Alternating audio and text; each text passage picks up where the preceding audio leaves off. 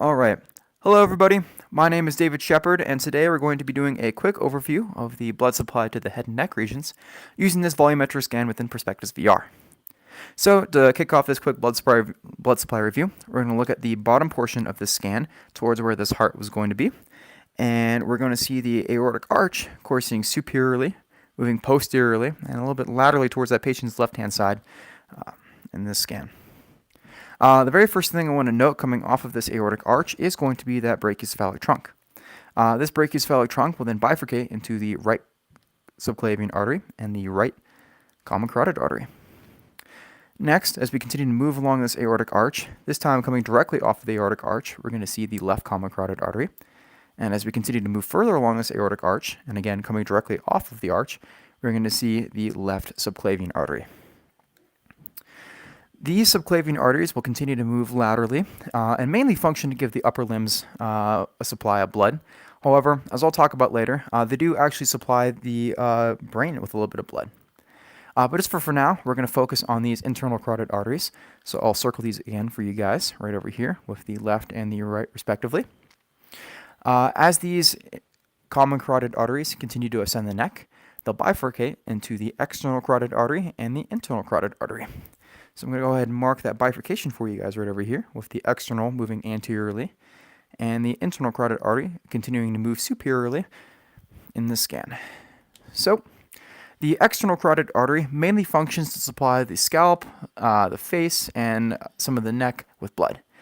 In fact, we can even see a couple of those branches of the external carotid artery on both sides over here. In specific, we can even see a couple of branches like the superior thyroid artery as it moves inferiorly to supply the thyroid glands with blood. But just focusing on those internal carotid arteries as they continue to move up, these internal carotid arteries are going to move through the carotid canal, making two 90-degree turns as pictured right over here in order to access the cranial vault. This carotid canal is within the petrous portion of the temporal bone. And once inside the cranial vault, they will bifurcate, as seen right over here, into the anterior cerebral and the middle cerebral arteries. This constitutes the internal carotid system, which makes up a portion of the circle of Willis, or the cerebral arterial circle. This internal carotid system will join up with the vertebral basilar system in order to do so, and I'll talk about this vertebral basilar system right now. So I'm going to bring your attention again to the bottom portion of the scan, and I'm going to look for those subclavian arteries again. So I'm going to draw those out. These subclavian arteries will give off something called the vertebral artery, as seen right over here. These vertebral arteries will travel on either side and will travel through the transverse foramina of the cervical vertebrae in order to convene as the basilar artery up here.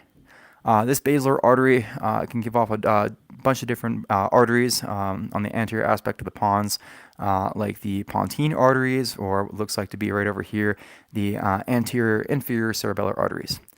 But mainly what I want to talk about, just in reference to the cerebral arterial circle, is its connection with the internal carotid system. As we can see right over here, it's going to continue to move up, and it will join with the posterior cerebral artery over here through the posterior communicating artery to form that full circle of Willis, or that cerebral arterial circle.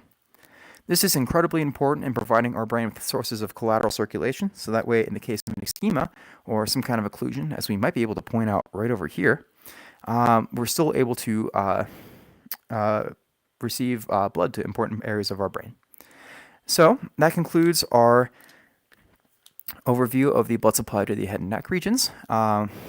So I hope you guys all enjoyed it. Thank you.